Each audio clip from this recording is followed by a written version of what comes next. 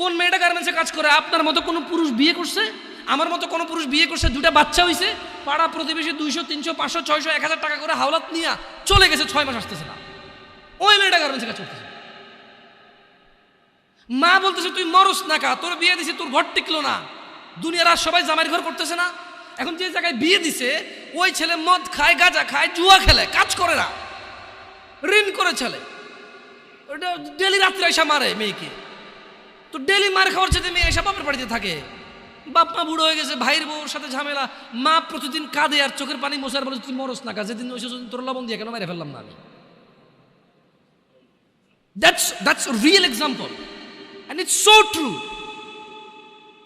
আপনি হয়তো একটা ফ্ল্যাটে থাকেন, একটা গাড়ি আছে আপনার, অথবা গাড়ি নেই, বাপের আপনার 60,000 টাকা বেতনের চাকরি আছে, আপনি বোঝেন না এটা, বাট দিস ইজ রিয়েলিটি।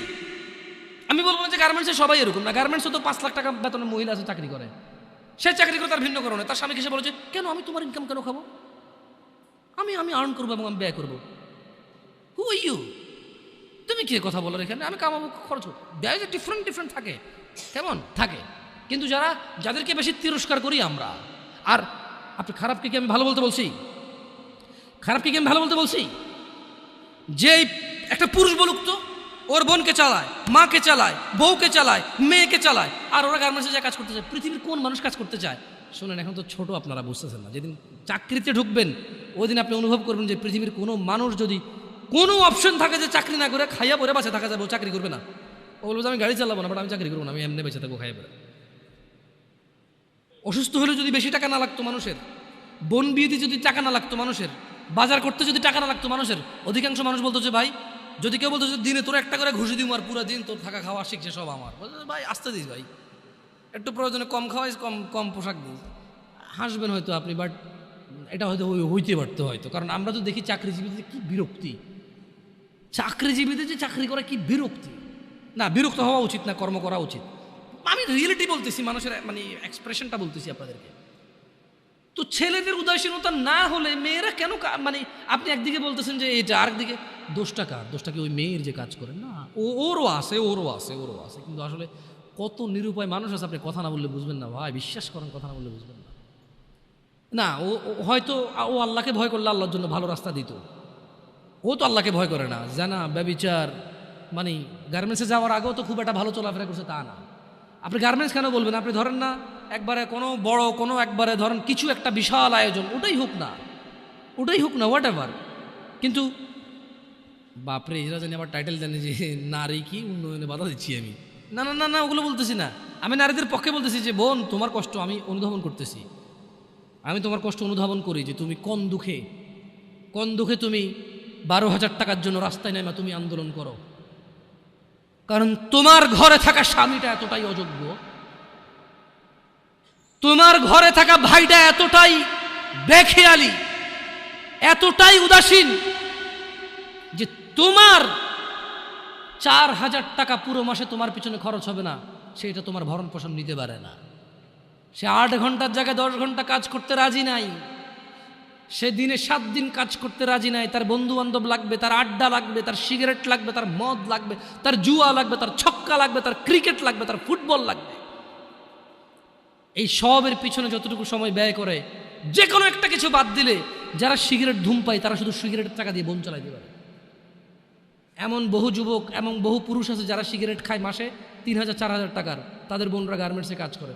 যদি বলে যাবে সিগারেটটা খাওয়া বাদ দিয়ে দিচ্ছি, ওর বোন আর গার্মেন্টসে কাজ করা লাগে না। সো কোথাও না কোথাও আমাদের পুরুষদের বেখেয়ালি আছে, খামখেয়ালি আছে। আমাদের উদাসীনতা এবং আমাদের দায়িত্বহীনতাই মূল আমাদের দায়িত্বহীনতা হচ্ছে মূল কাজ।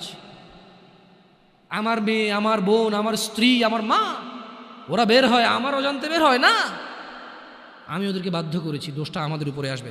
এমনি তো আল্লাহ নবী সাল্লাল্লাহু আলাইহি ওয়াসাল্লাম বলে নাই যে দাইয়ুস জান্নাতে যাবে না, যাবে না। কেন যাবে না? আজকে আপনি গার্মেন্টসের দোষ দিয়ে লাভ আছে? আজকে আপনি ওই ইট ভাঙার কি ব্রিক ফিল্ডে দোষ দিয়ে লাভ আছে? না, দাইয়ুস জান্নাতে যাবে না।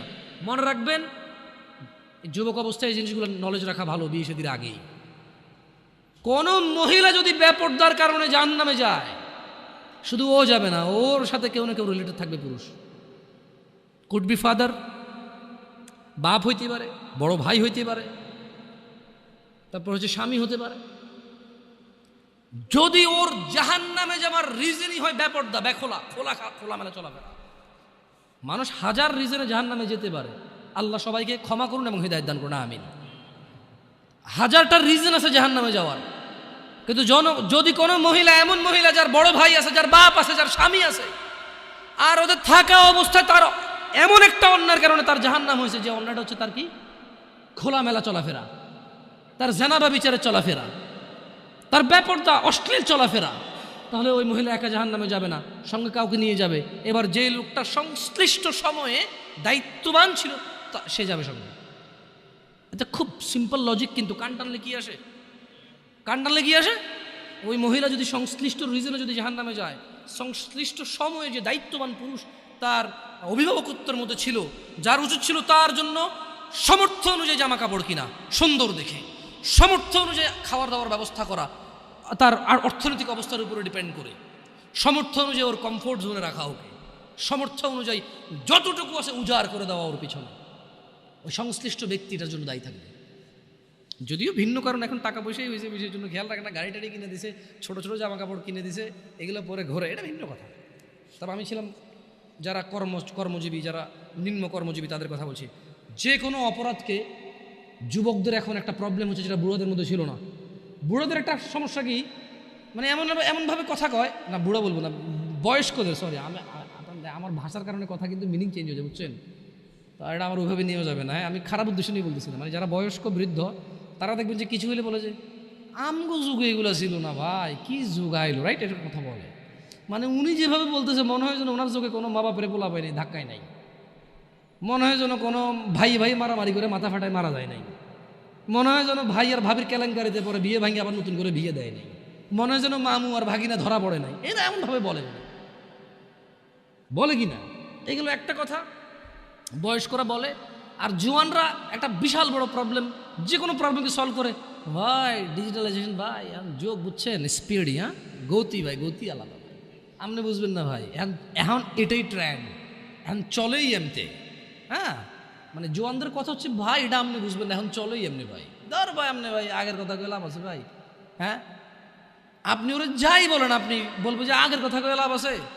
আর বয়স্ক লোকে যে অপরাধী দেখে এমন একটা ভাব করে আমার জন্য আগে ছিল না, ছিল, বাট প্রচার কম হয়েছে, প্রচার কম হয়েছে। আচ্ছা, অবশ্য যে কোনো অপরাধ প্রচার হয়ে গেলে অপরাধ বড় অপরাধ, এটাই বাস্তব কথা। দেখেন, আউযু বিল্লাহি মিনাশ শাইতানির রাজিম, যে কোনো অপরাধকে আধুনিকতার কথা বলে সে মানে করা যাবে না, ইগনোর করা যাবে না। কেন? বালিল ইনসানু আলা নাফসিহি বাসীরা, আল্লাহ সুবহানাহু ওয়া তাআলা বলছে যে বরং মানুষ নানা অজুহাতের অবতারণা করে। কেমন? ওয়ালাউ আলকা, বালিল ইনসানু আলা নাফসিহি বাসীরা, বরং মানুষ নিজের সম্পর্কে সে নিজেই সম্যক অবগত। কেমন? ওয়ালাউ আলকা মাআযীরা, যদিও সে নানা অজুহাতের অবতারণা করে। এখন মুরব্বীর অজুহাত হচ্ছে যে কি যুগ আইছে, আর জোয়ানের অজুহাত হচ্ছে যে ভাই যুগ আগেরটা নাই, এখন আর আগের যুগ বাগে খাইছে। জোয়ানের যে কোনো প্রবলেম ও বলে আগের যুগ বাগে খাইছে, আর মুরব্বীর যে কোনো প্রবলেম ও বলে যে আরে কি যৌবনা আইলো। কিন্তু ওই অপরাধ কিন্তু ওনার ছেলেই লিপ্ত, ওনার নাতেই লিপ্ত। আপনি গ্রাম অঞ্চলে, শহরে তো আসলে ওইটা নাই বলে লাভ নাই। গ্রামে তো মনে করেন সবার ঘরে টিভি আছে, কিন্তু আবার ওই যে প্রত্যেকটা দোকানের মোড়ে মোড়ে একটা করে দোকান আছে, চা, বেশ কিছু দোকান আছে যেখানে চা পরোটা, বিশেষ করে সারাদিন 24 ঘন্টা চাটাই চলে ননস্টপ। আর সকালে পরোটা বানায়, বিকেলে পুরি বা কেউ সিঙ্গারা বানায়,